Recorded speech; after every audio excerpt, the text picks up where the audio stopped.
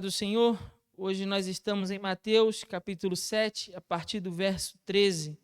Mateus 7, a partir do verso 13. À medida que o irmão for encontrando, peço por favor que você se coloque em pé, em reverência à palavra do Senhor. Diz assim a palavra do Senhor, Mateus 7, a partir do 13, nós vamos até o 29. Entrai pela porta estreita, porque larga é a porta e espaçoso o caminho que conduz à perdição, e são muitos os que entram por ela. Pois a porta é estreita e o caminho que conduz à vida apertado, e são poucos os que a encontram.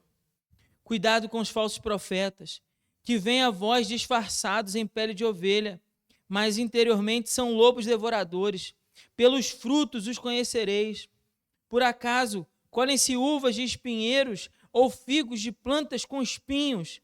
Assim, toda árvore boa produz bons frutos, porém a árvore má produz frutos maus. Uma árvore boa não pode dar frutos maus, nem uma árvore má dar frutos bons. Toda árvore que não produz fruto bom é cortada e lançada no fogo. Portanto, vós os conhecereis pelos frutos. Nem todo o que diz Senhor, Senhor, entrará no reino do céu, mas aquele que faz a vontade de meu Pai, que está no céu. Naquele dia, muitos me dirão, Senhor, Senhor, nós não profetizamos em teu nome? Em teu nome não expulsamos demônios? Em teu nome não fizemos milagres, muitos milagres? Então lhes direi claramente, nunca vos conheci, afastai-vos de mim, vós que praticais o mal. Todo aquele, pois, que ouve estas minhas palavras e as põe em prática, será comparado a um homem prudente, que edificou sua casa sobre a rocha. E a chuva caiu, os rios se encheram, os ventos sopraram e bateram com força contra aquela casa, contudo ela não caiu, porque estava alicerçada na rocha. Mas todo aquele que ouve estas minhas palavras e não as põe em prática, será comparado a um homem insensato que edificou sua casa sobre a areia. E a chuva caiu, os rios se encheram, os ventos sopraram e bateram com força contra aquela casa, e ela caiu, e a sua queda foi grande. Ao concluir Jesus esse discurso, as multidões estavam maravilhadas com o seu ensino, pois ele as ensinava como quem tem autoridade e não como os escribas. Vamos orar. Pai, ó Deus querido, nós estamos diante da Tua palavra, Senhor. Palavra que nos confronta, palavra que nos exorta, palavra que nos repreende, mas também palavra que nos salva, palavra que nos santifica, palavra que nos transforma, Senhor. E diante dessa Tua palavra nós pedimos, em nome de Jesus, fala, Senhor, os nossos corações. Pai querido, Deus Santo, em nome de Jesus, eu peço que o Senhor venha a nos esvaziar de tudo aquilo que faz separação entre nós e o Senhor. Perdoa, Senhor, os nossos pecados. Perdoa, Senhor, as nossas falhas, a multidão dos nossos erros, Senhor. A transgressão, a rebeldia, a dureza do coração, o cinismo, a religiosidade, o orgulho, Senhor, a justiça própria. Pai, em nome de Jesus, vence todas essas coisas, ó Pai, no nosso coração. Põe por terra, Pai, cada uma dessas barreiras, Senhor. Põe por terra, Pai, cada um, ó Deus, dessas construções, dessas muralhas que erguemos em nosso coração e que nos distanciaram do Senhor, para que no nome de Jesus, nessa noite, possamos sentir a Tua graça sendo derramada sobre nós e Teu Espírito Santo nos chamando ao caminho glorioso que é Cristo Jesus. Não há outro caminho, Senhor, mas ao caminho de Cristo. Pai, em nome de Jesus, nós não temos força, Senhor, em nós mesmos, ó Pai.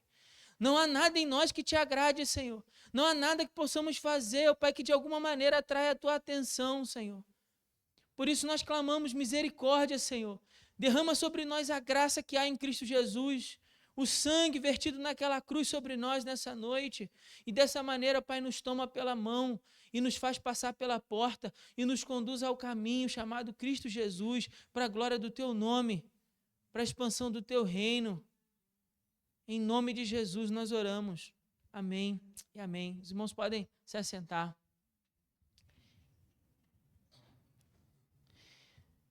Louvado seja Deus pela tua vida e pela minha vida. E eu peço no nome de Jesus que você abra o seu coração para ouvir o que eu tenho para dizer nessa noite. Talvez o que eu vou dizer aos irmãos não vá agradar muito. Talvez você veja à igreja hoje esperando ouvir uma daquelas palavras que fizessem você sair daqui se sentindo um verdadeiro campeão, se sentindo um verdadeiro super-herói ou alguém indestrutível. Mas não é isso que eu tenho para falar hoje para os irmãos. Na realidade, essa palavra é um chamado a um compromisso, um chamado à renúncia, um chamado a um custo, a um preço. E eu sei que a gente se acostumou, no meio das igrejas evangélicas, de maneira geral, a ouvir sempre aquela palavra de que em Jesus é só vitória, de que você vai receber um montão de bênção, de que Deus vai prosperar, porque afinal de contas venderam para você a ideia de um Deus gênio da lâmpada, que se apresenta diante de nós e te pergunta: ei, Senhor, qual é o seu pedido? Quais são os seus desejos? E aí esse Deus, e essa espécie de gênio da lâmpada, se apresenta diante de nós para satisfazer todos os nossos desejos. Mas esse não é o Deus revelado pelo Evangelho.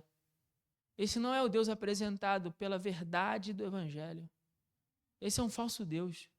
Esse é um Deus de mentira, que conduz uma multidão de milhões de crentes no Brasil a um evangelho de mentira, a um evangelho de facilidade, a um evangelho em que você pode vir a Cristo e pode ficar do jeito que você tiver mesmo, porque afinal de contas ele já perdoou todos os seus pecados e Jesus é um cara muito bacana. Jesus é um cara muito legal, ele vai entender você. Então você não precisa renunciar a nada, você não precisa abrir mão de nada, você não precisa deixar nada.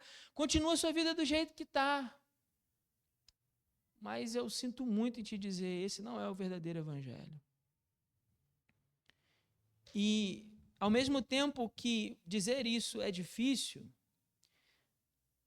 isso é justamente o que pode te conduzir à verdadeira salvação. Então, dessa maneira, dizer isso é algo bom. Dizer isso não me dá nenhum prazer de subir ao púlpito e você se sentir talvez atacado por mim. Não é essa a minha intenção. Mas eu sei que dizer isso é o que pode salvar a tua alma. Então, por isso, como pastor, eu também preciso te dizer isso. Na realidade, eu só vou explicar a você o que já está escrito, o que já foi dito.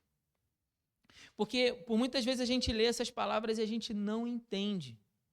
A gente passa por elas e não percebe o seu significado. Lembram os irmãos que quando a gente entrou no capítulo 7, eu disse que Jesus estava falando sobre o verdadeiro julgamento? E a gente começou falando sobre como a gente não pode julgar a motivação do coração das pessoas. Mas eu disse também naquela ocasião que não é todo tipo de julgamento que a gente não possa fazer. Alguns julgamentos a gente pode e deve fazer. E um primeiro julgamento que a gente pode e deve fazer é um autoexame. Esse é um julgamento que você pode e você deve fazer, um autoexame. Para saber se você está realmente andando no caminho certo, no caminho chamado Jesus, ou se por alguma razão você também está desviado e está andando por outro caminho, por um caminho largo, de uma porta larga, e esse caminho vai te conduzir à destruição. Outro julgamento que nós precisamos fazer, de acordo com esse texto, é julgar os falsos profetas, aqueles que se dizem falar em nome de Deus. Porque há um evangelho, como eu já disse aqui, sendo vendido por aí, um evangelho de mentiras, um evangelho de facilidades. De repente você já entrou por essa porta e viu ali um quadro, onde há uma frase que a gente guarda no coração e que a gente afirma isso como igreja, porque é nosso desejo de ser um lugar aonde se preserva o bom e verdadeiro evangelho de Jesus. Aonde a gente haja um compromisso em nós como igreja de anunciar a verdade do evangelho, custe o que custar. Custe talvez o fato de você que está aqui nos visitando nunca mais queira voltar aqui. Esse talvez seja um preço. mas há a consciência em nós de que temos a obrigação de falar a você a verdade do Evangelho, para que você possa, diante desse Evangelho, tomar uma decisão. Veja só, o texto que nós lemos, Jesus nos apresenta 3 ilustrações para nos ajudar a julgar a nós mesmos e aqueles que se dizem servos de Deus e não são, ou se são, né? Se são verdadeiros ou falsos. Então, essas 3 ilustrações, primeiro, elas precisam nos ajudar a compreender se nós, de fato, entendemos o Evangelho. Então, esse é o nosso primeiro desafio aqui hoje, compreender se você realmente tomou uma decisão por Cristo. Primeira coisa, primeira resposta que a gente precisa alcançar nessa noite.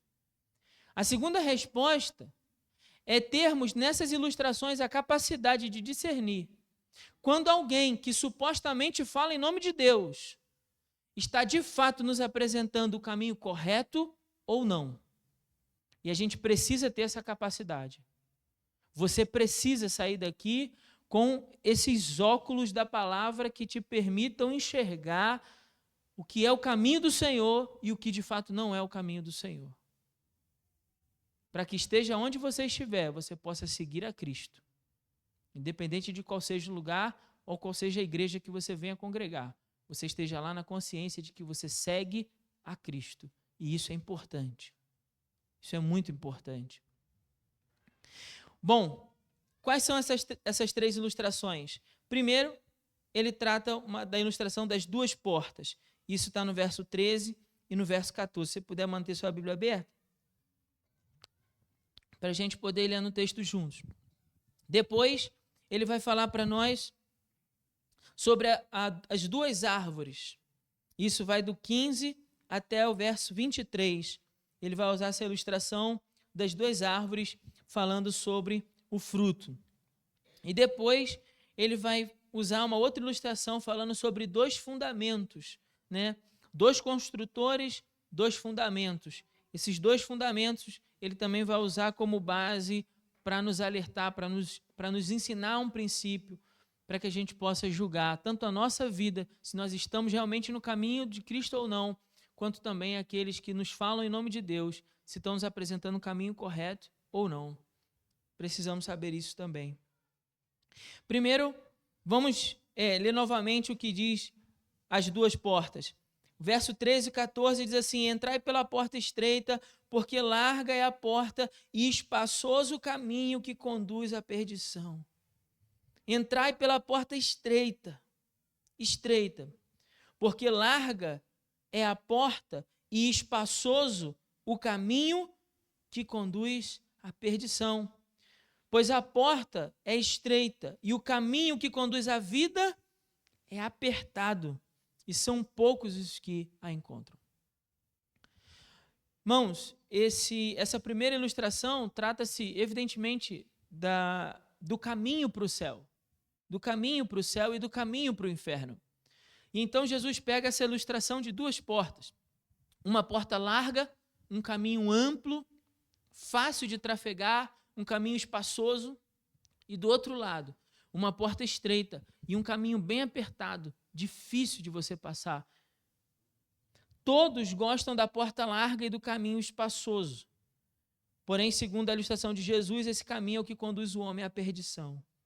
Por outro lado, Jesus coloca diante de nós uma porta estreita e um caminho apertado.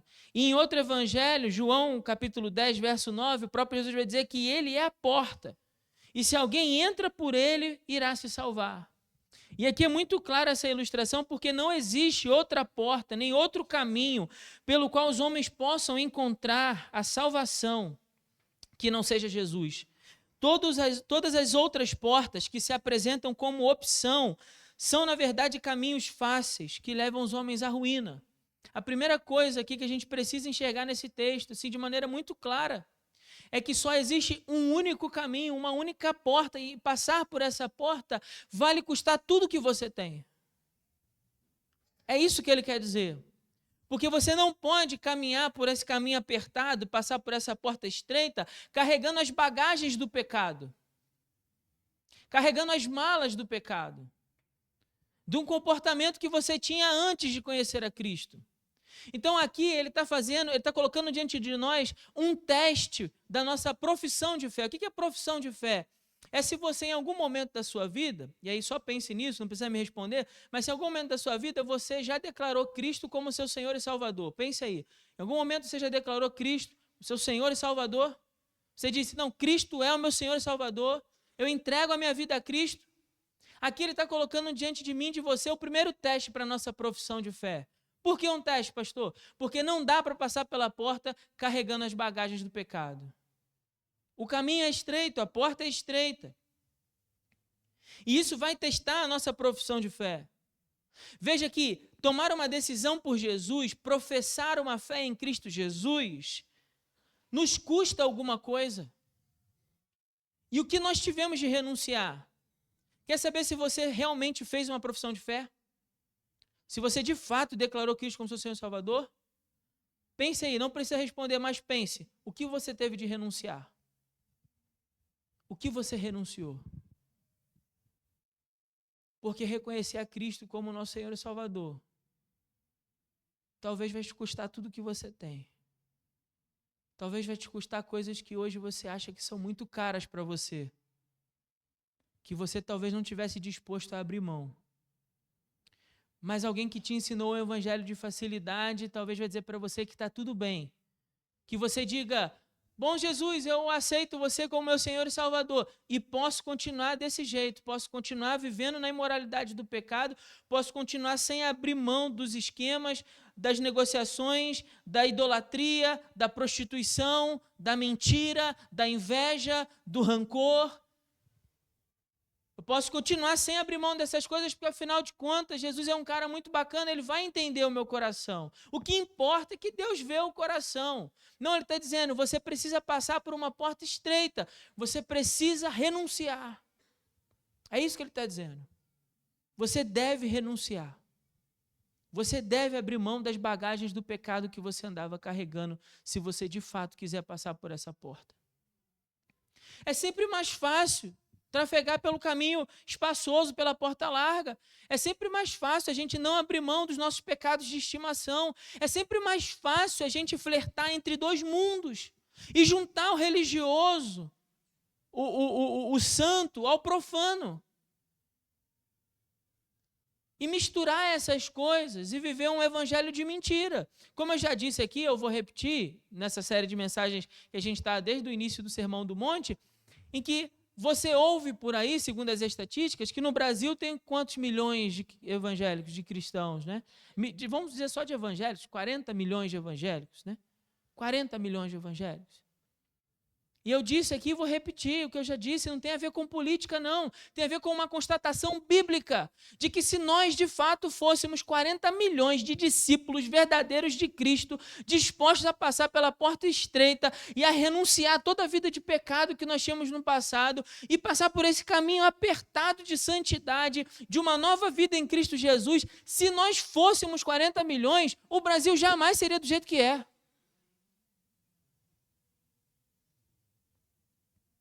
Esses 40 milhões iriam despertar um grande avivamento na nação, sem sombra de dúvida.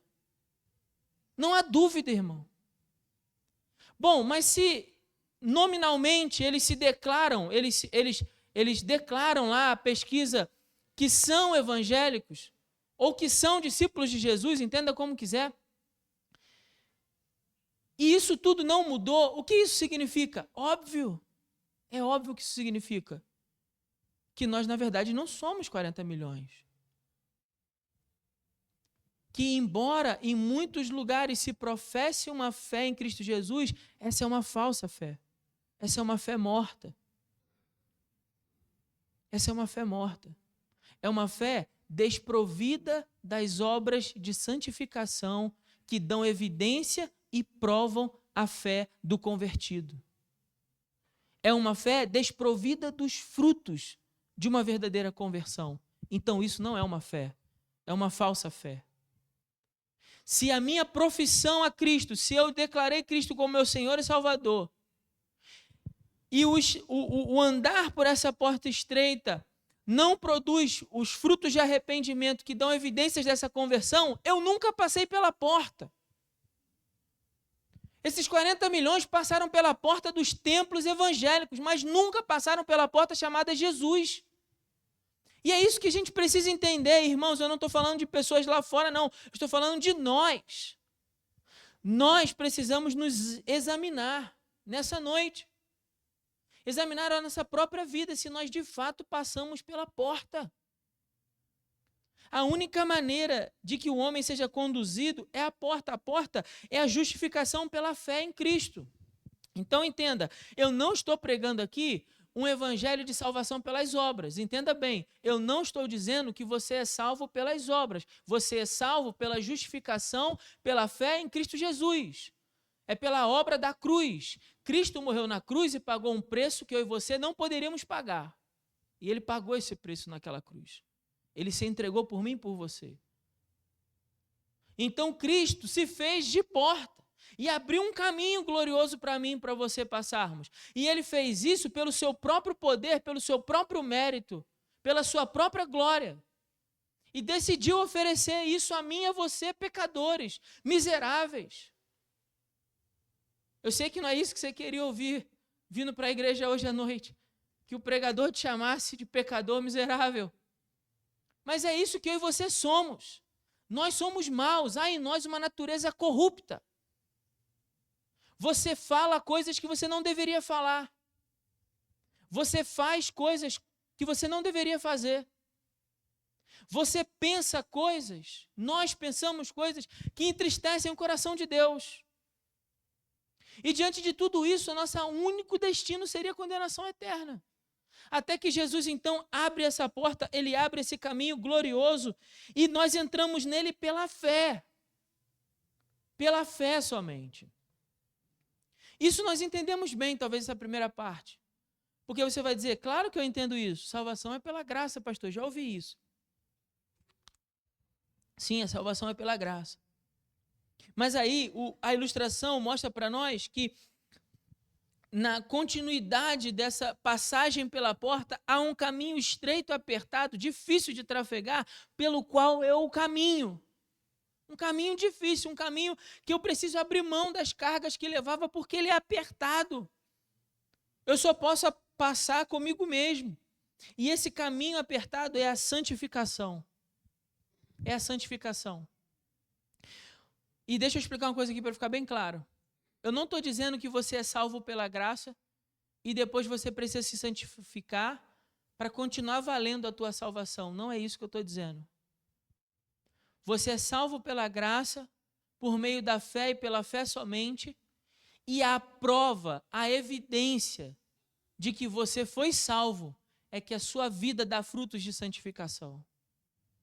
A sua vida produz frutos e é por isso que a segunda ilustração de Jesus é a ilustração das duas árvores. Veja só a partir do verso 15. Ele diz assim: cuidado com os falsos profetas, que vêm a vós disfarçados de pele de ovelha. Mas interiormente eles são o quê? Lobos devoradores. Cuidado, irmão. Cuidado porque a palavra diz que nos últimos tempos as pessoas ajuntariam para si mestres que ensinassem a eles aquilo que é agradável aos ouvidos. E a igreja, então, ajuntaria os seus próprios falsos profetas. Na verdade, a igreja não só ajuntaria os falsos profetas, como a igreja trataria de promover esses falsos profetas. Isso é que é mais terrível no texto. Estou me referindo a 2 Timóteo capítulo 4. A igreja iria promover falsos profetas, porque ela gosta, ela iria querer, os falsos crentes, na verdade, iriam querer ouvir coisas agradáveis. Agradável. Ao invés do evangelho que nos confronta, que nos exorta, que nos repreende, mas que nos salva, que nos liberta, que nos transforma. Porque um evangelho de facilidade nunca vai transformar a sua vida. Uma falsa profissão de fé jamais vai fazer você produzir frutos de arrependimento. Não é porque você um dia foi na igreja e lá deram um banho em você, que você saiu daquele batistério lá, saiu da piscina, saiu, enfim, do que for lá, da caixa d'água que usaram para batizar você, que seja, e aí sua vida começou a produzir frutos de santificação. Não é assim. Isso não é suficiente. Mas ele fala, pelos frutos os conhecereis. Por acaso colhem-se uvas de espinheiro? É impossível. Ou figos de plantas com espinhos? Também é impossível. Nós sabemos disso, é óbvio. Assim, toda árvore boa produz o quê? Bom fruto. Porém, a árvore má produz frutos maus. Lembra o que eu disse aqui no início desse capítulo 7? Nós não estamos julgando as motivações do coração, nós estamos examinando o pecado, o fato, a atitude, a circunstância. E examinando a circunstância, chegando à conclusão de que os frutos são maus, são perversos. Nós estamos vendo isso o tempo todo, irmãos. Ou será que não? Ou será que você não consegue ver isso? Que a maior parte das igrejas evangélicas hoje não nasce por obra de uma proposta missionária. A maior parte das igrejas evangélicas que nascem fruto de uma divisão, com um único objetivo: angariar, arrecadar, tomar o dinheiro mesmo das pessoas, tosquiar as ovelhas. Ou será que você não está vendo isso? Ou você acha que toda porta aberta, todo lugar aberto com uma placa escrita igreja, a partir de agora é igreja, sim, é igreja. Não, para sabermos se é uma igreja, nós precisamos saber se naquele lugar se prega o verdadeiro evangelho de Cristo Jesus. Se naquele lugar Cristo é glorificado naquela mensagem, naquele sermão. Se Cristo é exaltado. Se você, enquanto pecador, é confrontado no teu pecado para que a sua vida seja transformada pela ação do Espírito Santo de Deus. Se você entende que não há sacrifício que eu e você possa fazer diante de Deus que vá perdoar os nossos pecados a não ser o sacrifício de Jesus. Se isso não é dito, não é uma verdadeira igreja. Ponto final. Então, o que o texto está dizendo para nós? Avaliem os frutos, percebam os frutos, mas veja, não é só o exterior, é também os nossos frutos. Então, examine a sua vida enquanto árvore plantada, regada na palavra do Senhor, se você, enquanto vida em Deus, está produzindo frutos dignos de arrependimento. É o evangelho que João pregou. É o evangelho que João declarou no deserto. Em nome de Deus, dizendo, olha, produzir frutos dignos de arrependimento. Não se deixem iludir dizendo que são filhos de Abraão, porque o machado já está à raiz das árvores. Irmãos, não podemos nos iludir dizendo que nós somos de Jesus, não, porque o machado já está à raiz das árvores, e toda árvore que não produz fruto bom será cortada e lançada no fogo. E ali o texto se refere ao dia do julgamento. Ao dia do julgamento. Por isso que o título desse nosso sermão é o julgamento de Deus sobre nós. Porque é assim que o sermão vai terminar.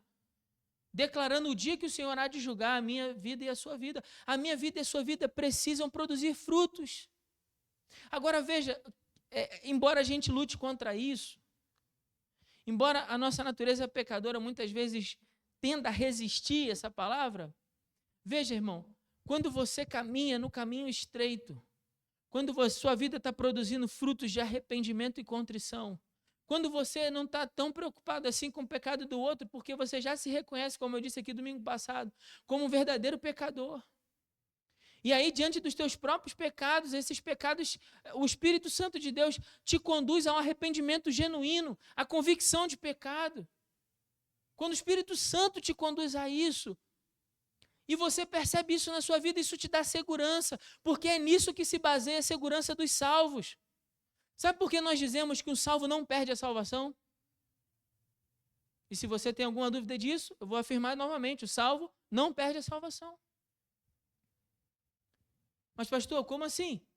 É claro, a sua vida produz os frutos, e os frutos são a prova de que ele está no caminho. No caminho. Os frutos de santificação dão a evidência e a segurança. Eles são a evidência e a segurança de que a salvação foi alcançada, uma salvação que é alcançada pela graça, por meio da fé. No entanto, a evidência de que nós possuímos já em nós essa fé salvadora nesse tempo são as obras, são os frutos de santificação. O bom fruto vem de uma árvore boa, enquanto o fruto ruim vem de uma árvore ruim. A árvore que produz frutos podres será cortada e lançada no fogo. Assim, pois, pelos frutos os conhecereis, diz o verso 20. E aqui, Jesus coloca para nós o segundo teste para a nossa profissão de fé. Só para relembrar você, o primeiro teste para a nossa profissão de fé foi: você teve que renunciar a alguma coisa? O que te custou declarar que Jesus é o seu Senhor e Salvador? O que custou a você? Esse foi o primeiro teste que Jesus colocou diante de nós. Mas o segundo teste que Jesus coloca diante de nós, diante da nossa profissão de fé, é saber se a nossa decisão mudou a nossa vida. É isso que quer dizer frutos bons. A decisão que você declarou, que você disse: eu tomei uma decisão por Cristo, eu reconheço Cristo como Senhor e Salvador da minha vida. De repente eu vim à frente quando o pastor chamou. Eu vim à frente aqui e o pastor disse: agora faça comigo uma oração de confissão de pecados. E você fez essa oração de confissão de pecados, mas a sua vida mudou? A sua vida tem mudado dia após dia? Veja, eu não estou falando de uma vida perfeita, nenhum de nós é perfeito. Eu não estou dizendo que o crente nunca mais vai errar, todos nós erramos. Não estou dizendo que você nunca mais vai pecar. Todos nós temos uma natureza pecadora que nos inclina para o mal. O que eu estou dizendo é, ao longo dessa caminhada, a sua vida tem dado sinais de que ela foi transformada. Os seus valores têm sido realinhados com os valores do reino de Deus.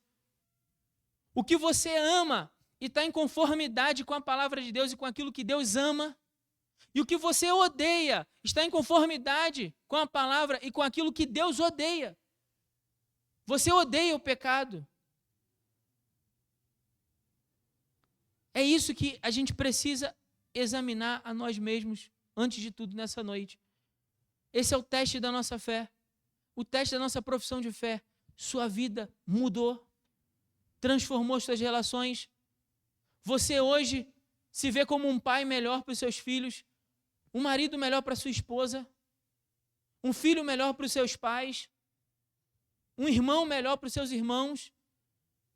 Ou você continua sendo um mentiroso, um trapaceiro, um enganador, um idólatra, um promíscuo, um adúltero? Que frutos a sua vida estão produzindo? É essa avaliação, esse é o teste da nossa profissão. Mas sabe, irmãos, quando eu falo isso, eu não estou falando isso para destruir você, caso você esteja nessa condição, não. Estou falando isso como um alerta, como alguém que joga uma boia salva-vida para você que está em alto mar se afogando, para que você não morra no pecado. Entenda isso. Essa mensagem da palavra de Deus de exortação não é para nos destruir. Pelo contrário, Cristo deseja nos salvar. Então talvez você seja levado a uma direção de confrontação, a um espelho que você olha para você diante desse espelho do Espírito Santo, da palavra de Deus, e você não gosta do que vê no espelho. Não é para te maltratar, não. Não é para que você, visitante, nunca mais venha, não. Mas é para que você se confronte, para que você seja salvo. Porque se você se declara cristão, a sua vida precisa mudar. Não há quem não tenha passado pela porta, que não tenha sido mudado e apertado por ela. Entende? Porque o Evangelho, ele vai nos esmagando. O Evangelho vai lançando por terra cada uma das colunas que sustentavam o nosso orgulho. E o Evangelho vai derrubando cada uma delas. Até o ponto de que você chega à conclusão de que se Deus abrisse naquele momento uma fenda no chão, você iria direto para o inferno. Nesse momento há convicção de pecado. E quando há convicção de pecado, eu e você estamos prontos para entender que a nossa maior necessidade é de um Salvador. Mas enquanto não houver convicção do meu pecado, enquanto eu me julgar um cara legal, sabe? Poxa, afinal de contas eu nunca roubei ninguém, eu nunca matei, sabe? Eu morava lá no Rio de Janeiro e nunca trafiquei, nunca envolvi com crime, né? Então, pô, eu sou um cara legal, de vez em quando eu até ajudo as pessoas assim que estão passando dificuldades, sabe? Venho na igreja, poxa, eu dou o dízimo. Participo das celebrações religiosas. Bom, mas olha o que o texto diz sobre isso. Olha o que o texto diz no verso 21 e 22 sobre isso. Ele diz assim: nem todo o que diz Senhor, Senhor, entrará no reino do céu, mas aquele o quê? Que faz a vontade do meu Pai. Aquele que obedece. Não aquele que diz Senhor, Senhor, mas não obedece. Não aquele que diz eu sou crente, mas vive uma vida como ímpio, como um incrédulo, às vezes pior do que um incrédulo. Não. Ele fala, olha como é que ele fala sobre atividade religiosa. Ele diz assim, olha, naquele dia, muitos dirão. E o que dirão? Preste atenção, verso 22. Assim, Senhor, Senhor, nós não profetizamos em teu nome? Em teu nome não expulsamos demônios? Em teu nome não fizemos muitos milagres? Agora pense comigo, meu irmão, você que conhece um pouquinho mais da Bíblia. Será que essas palavras também não poderiam ser ouvidas da boca de Judas? Judas não poderia dizer todas essas palavras? Senhor, Senhor, eu não profetizei em teu nome. Senhor, eu não expulsei demônios. Senhor, em teu nome não fizemos muitos milagres. Certamente Judas poderia dizer essas palavras. Mas ainda assim, ainda tendo participado de inúmeras atividades ali com Cristo, ele foi condenado por causa do seu pecado. Porque Satanás entrou no seu coração corrompido pelo pecado. Então veja, não se trata de participar de atividades religiosas. Os falsos profetas ensinam falsas doutrinas que só podem produzir uma falsa justiça. O que isso quer dizer, pastor? Prega-se um falso evangelho, massageia o seu ego, você sai daqui achando que você é um campeão, de que você é muito bom, de que Deus não faz mais do que a obrigação dele em te abençoar e prosperar você e a sua família. E aí isso só pode partir de você uma falsa justiça. Nunca uma justiça que irá agradar a Deus. Nunca uma justiça que exalte Cristo, sempre uma justiça que exalte o homem. Sempre uma justiça que exalte o ego. Vai dizer para você, bom, mas se você sentiu no coração, vai lá e faz. Porque afinal de contas, Deus é um cara legal, Ele quer que você seja feliz. Não, Cristo quer que você obedeça. É isso que Ele está dizendo. Aquele que é salvo é aquele que faz a vontade do meu Pai. Em outras palavras, aquele que obedece a palavra de meu Pai. Poderemos trocar sem prejuízo da frase. Entende? É isso que ele está nos chamando, a uma vida de obediência. Não a uma vida de religiosidade vazia. Não uma vida de cristianismo fanático do nosso tempo. Mas uma vida de renúncia e obediência à palavra. O quanto você está disposto a obedecer a palavra nessa noite? O quanto você está disposto a obedecer fielmente o que Deus diz na sua palavra, para que a sua vida seja transformada e salva? O quanto você está disposto a renunciar? Porque talvez isso vai te custar algumas pessoas que você hoje chama de amigo. Talvez isso vai custar a você aquela promoção que você espera no seu trabalho, ou até aquela porta de emprego que você tanto aguardava, que você sonhou desde que você era criança, mas que você percebe que aquela porta não está em conformidade com os valores de Deus para você e o propósito de Deus para a sua vida, e você, ao compreender isso, você vai ter que dizer não. E vai ter de renunciar, talvez, aquele sonho que você tinha quando era menino, quando era menina, em nome de ter uma vida na presença de Deus. Ou você continua mentindo para você mesmo, dizendo que é crente, que é evangélico, que está salvo, vivendo de qualquer maneira, de qualquer jeito. Não é isso que Deus quer para nós. Não é isso que a palavra está nos dizendo nessa noite. E eu sei que, embora isso seja muito difícil, é necessário que eu e você façamos esse exame, esse autoexame de consciência na presença do Senhor, porque Deus está aqui. Não é porque a igreja não grita, rodopia e diz glória e aleluia, que Deus não esteja aqui. Não é porque nenhum irmão se levanta dizendo que tem uma profecia, que o Espírito Santo de Deus não esteja aqui nesse lugar. Eu creio firmemente que o Espírito Santo de Deus está aqui nesse lugar, operando de acordo com a necessidade de cada um dos nossos corações. E ele não precisa, ele na verdade não tem nenhuma obrigação de se manifestar a mim e a você para provar que ele esteja. Porque ele já nos disse isso na sua palavra, que estaria conosco todos os dias até a consumação dos séculos. E eu creio nisso não porque ele dê evidências dessa presença, mas porque ele declarou na sua palavra e ele é fiel. Então, se ele disse que estaria, ele está conosco aqui nesse lugar. Junto conosco e diante dessa palavra e diante do próprio Deus. A porta é a justificação e o caminho apertado é a santificação. E os frutos, nós já entendemos, são uma evidência de uma verdadeira transformação de vida. A última ilustração de Jesus, ela se encontra a partir do verso 24, quando fala sobre os dois fundamentos. Diz assim: todo aquele, pois, que ouve as minhas palavras e as põe em prática, será comparado a um homem prudente. Aquele que ouviu e pôs em prática. Não apenas aquele que ouviu, perceba, mas aquele que colocou em prática. Esse é um homem prudente. Esse homem edificou uma casa sobre a rocha. Sobre a rocha. Não entenda errado, aqui não se trata da rocha de 2 Coríntios. Aqui não se trata da rocha que é Cristo. Aqui é a rocha da essência do próprio texto. A rocha que Jesus se refere nesse momento da ilustração é a rocha da obediência. O firme alicerce da obediência ao Senhor.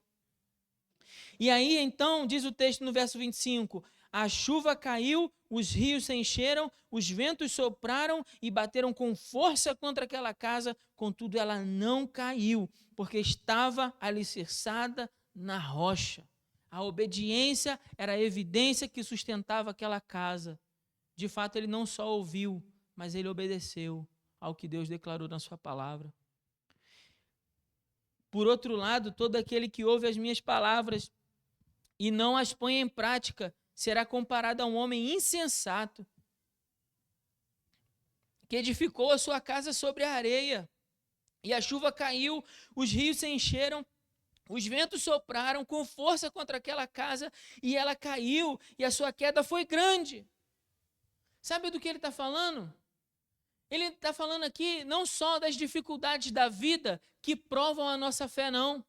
Mas todo esse cenário terrível de chuva que cai, rios que enchem, que sopram, que batem com força contra a casa, eu creio que é o próprio o julgamento de Deus, o julgamento de Cristo.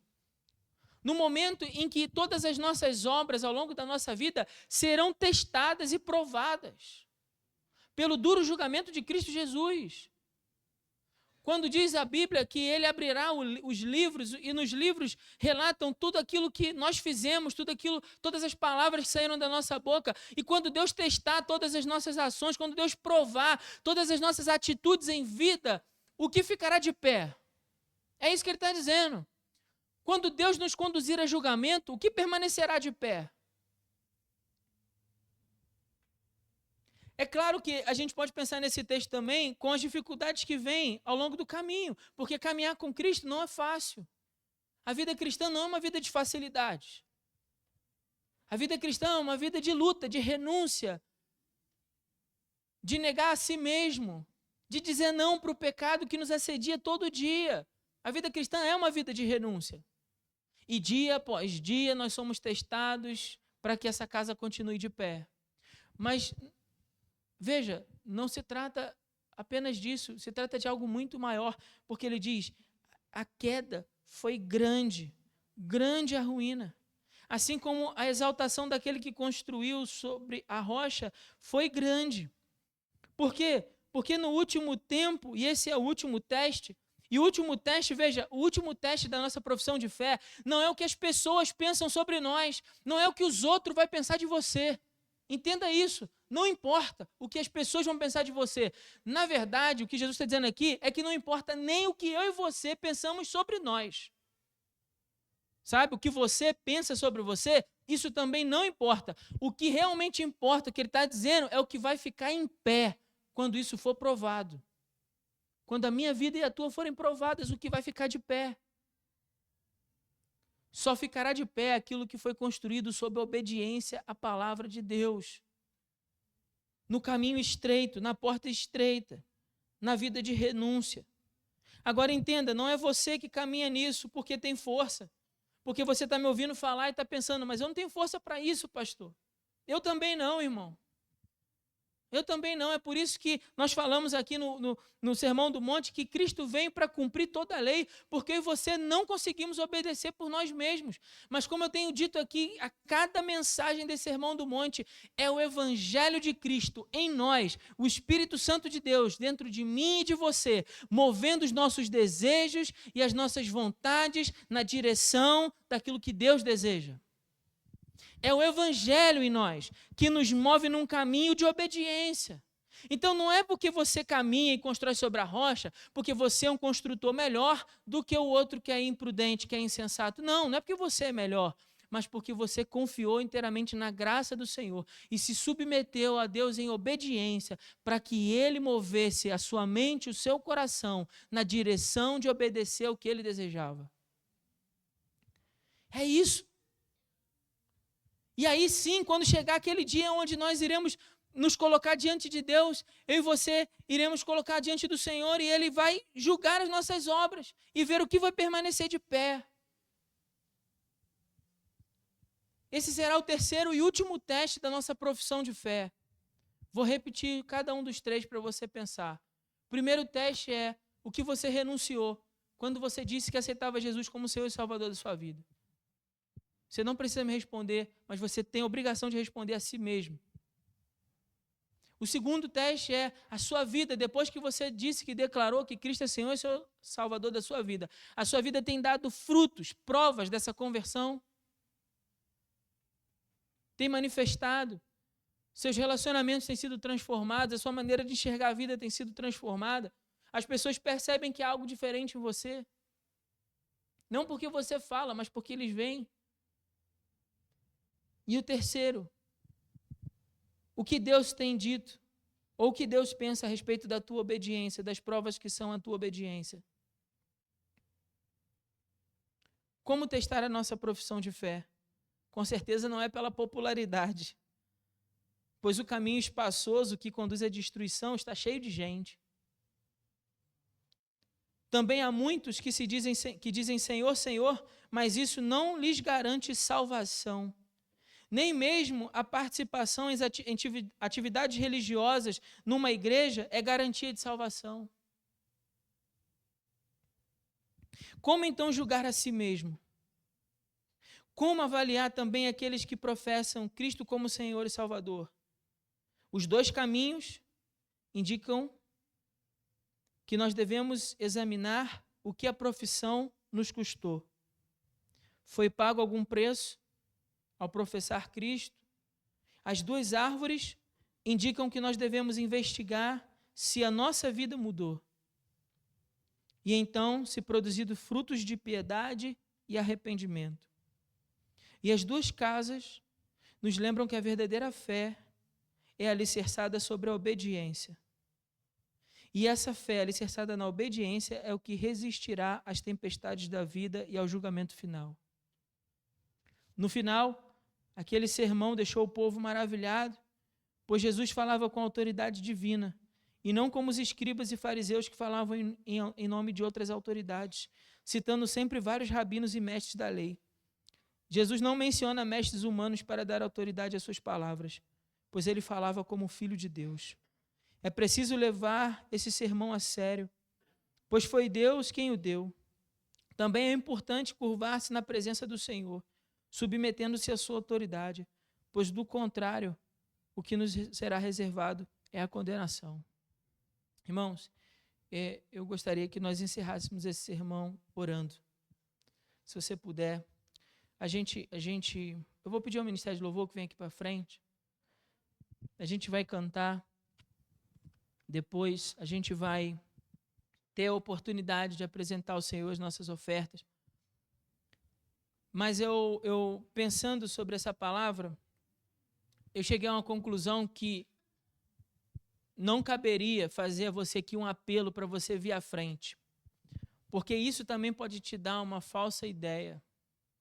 Isso também pode mandar para você uma falsa mensagem de que se você veio, está tudo resolvido. Então, eu cheguei à conclusão que, terminando esse sermão, não nos bastaria apenas fazer um apelo. Seria necessário que cada um de nós se colocasse diante da presença do Senhor. Porque talvez você ainda não tenha tido essa oportunidade verdadeiramente de dizer: Senhor, no meu coração existe a corrupção do pecado. E, Senhor, meu coração é mau. Mas eu creio que o Senhor é bom. Eu creio que, embora eu seja mau, o Senhor pode perdoar os meus pecados. E eu creio que, embora eu não consiga, eu sei que o Senhor é poderoso para me fazer andar em santidade e novidade de vida. E então você colocasse isso diante do Senhor. Queria que você tivesse liberdade. Se você quiser ficar de pé, se você quiser ficar sentado, se você quiser ficar ajoelhado.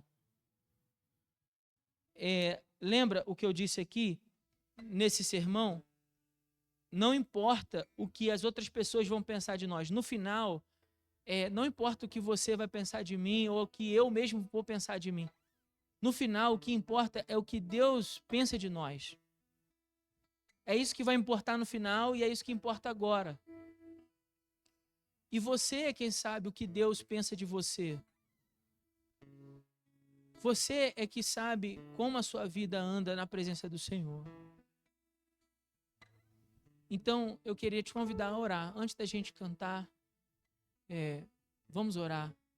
Se você quiser ficar sentado, fique sentado. Se você quiser ficar em pé, fique em pé. Se você quiser ajoelhar, ajoelhe. Nós vamos orar ao Senhor. Pai, nós estamos vivendo em um tempo, Senhor. Pelo menos essa é a sensação que eu tenho no meu coração. Aonde o falso evangelho tomou tanto espaço que ele acabou corrompendo, Deus. Aqueles lugares que nós sempre acreditamos que pregavam o verdadeiro evangelho. E infelizmente, Pai, os falsos profetas, o falso evangelho, as heresias, têm se alastrado como uma gangrena, Senhor, tentando destruir todo o corpo. Pai, a tua igreja sempre foi minoria. O teu povo sempre foi um remanescente fiel. Nunca foi uma multidão, nunca esteve numa multidão. Sempre esteve naqueles homens que o Senhor separou e que não dobraram seu joelho a ídolos estranhos e que obedeceram ao Senhor e não se dobraram às ofertas desse mundo. E Pai, nós aqui nessa noite, eu quero pedir ao Senhor que a primeira igreja batista em Congonhas possa estar de joelhos na tua presença, Senhor, para ser nesse tempo aqueles também que se dobraram somente ao Senhor e que não se dobraram ao falso evangelho. As mentiras desse tempo, as heresias, Senhor, de teologia da prosperidade, de triunfalismo, de um evangelicalismo esotérico, místico, mágico. Pai, nós queremos em nome de Jesus ser como aqueles homens que o Senhor declarou a Elias que havia separado, joelhos que não haviam se dobrado a Baal. O Senhor havia separado no meio de todo o povo de Israel ali 7.000 homens que não tinham se dobrado. Pai, em nome de Jesus, é nosso desejo ser também, ó Pai, esses homens. Mas, Pai, não temos força nenhuma em nós mesmos para isso. Reconhecemos, Pai, eu reconheço, Pai, diante do Senhor a minha total incapacidade disso, Senhor. Eu não posso, Senhor, não há em mim força para isso. Não há em mim capacidade para isso, Senhor. Mas em nome de Jesus, toma nossas vidas em tuas mãos, Senhor, e traz o avivamento sobre nós. em nome de Jesus, Senhor. Que haja em nossos corações, ó Pai, convicção de pecado, arrependimento genuíno, ó Pai, um desejo ardente pelo Salvador, uma paixão pela palavra, uma paixão pela oração, um amor, ó Deus, incendiado pelas almas, uma paixão, Senhor, por ganhar essa cidade para Cristo Jesus, por evangelizar os perdidos, por dar sinais e manifestar os frutos de arrependimento na nossa casa, transformar o nosso relacionamento com as nossas esposas e maridos, com os filhos e pais, com os irmãos e irmãs. Senhor, em nome de Jesus, Pai, visita os nossos lares, Senhor, derrama o sangue precioso de Jesus na nossa casa,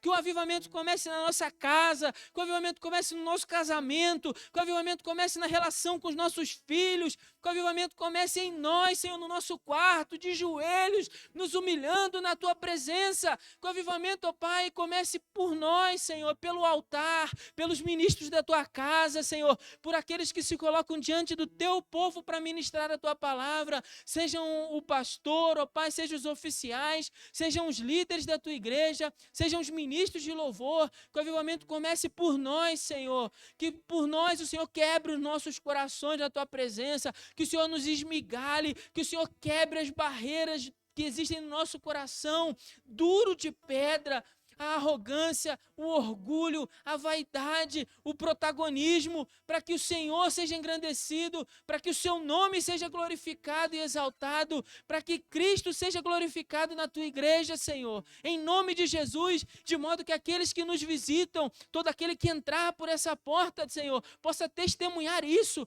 possa testemunhar que esse é um lugar que exalta Cristo Jesus. Ó Pai, em nome de Jesus, possam sentir a presença do Espírito Santo, movendo-os na direção de Cristo, Deus. É o que nós te pedimos, Pai. Com perdão dos nossos pecados e para a glória do Teu santo nome. Em nome de Jesus. Amém e amém.